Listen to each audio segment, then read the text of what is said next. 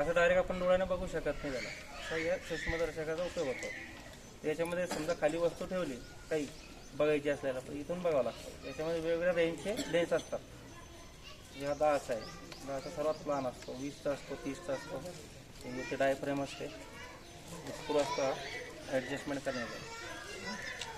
आणि हे बघा आता हे जे याच्यामध्ये निशाणी केलेलं आहे 10, 20, 30, 40, 50, 100पर्यंत आहे. 100 मिली. याच्यामध्ये किती पाणी असतं? 100 मिली पाणी बसतो. म्हणजे मोजपात्र आहे. काय म्हणता याला? मेजरिंग सिलेंडर इंग्लिशमध्ये त्याला. आणि हे आहे परीक्षा नळी म्हणता याला. टेस्ट ट्यूब इंग्रजीमध्ये टेस्ट ट्यूब म्हणतात. तर याच्यामध्ये समजा आपल्याला काही प्रयोग करायचा असला तर ती वस्तू याच्यामध्ये टाकायची. समजा तुम्ही साखर टाकली याच्यामध्ये आणि त्याला गरम केलं, उष्णता दिली तर ती काळी पडते. म्हणजे साखरेचा काय होतं, कार्बन होतं त्याच्यामध्ये है ना, रूपांतर होतं, रासायनिक अभिक्रिया होते.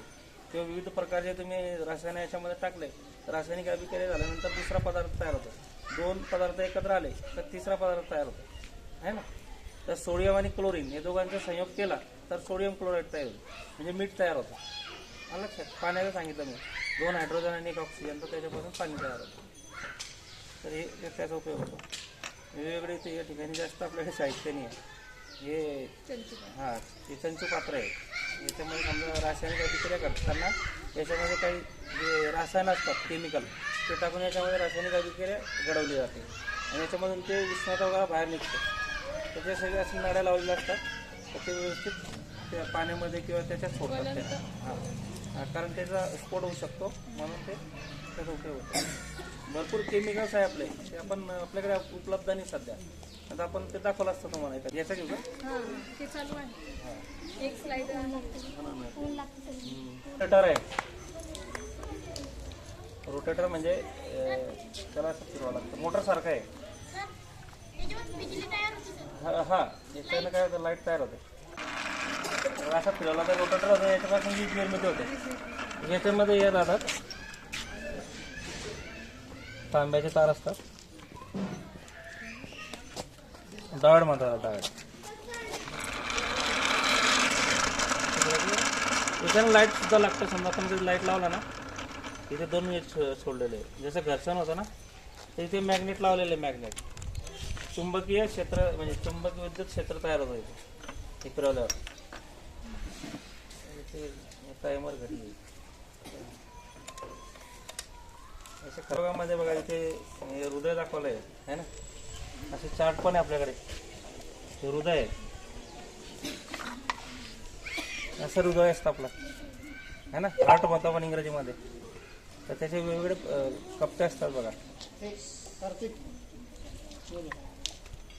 2 कप्पे म्हणजे रक्तवाहिन्या असतात. त्याच्यामध्ये शुद्ध रक्त घेऊन जातात आणि अशुद्ध रक्त आणतात शरीराच्या इतर भागाकडून हृदयामध्ये.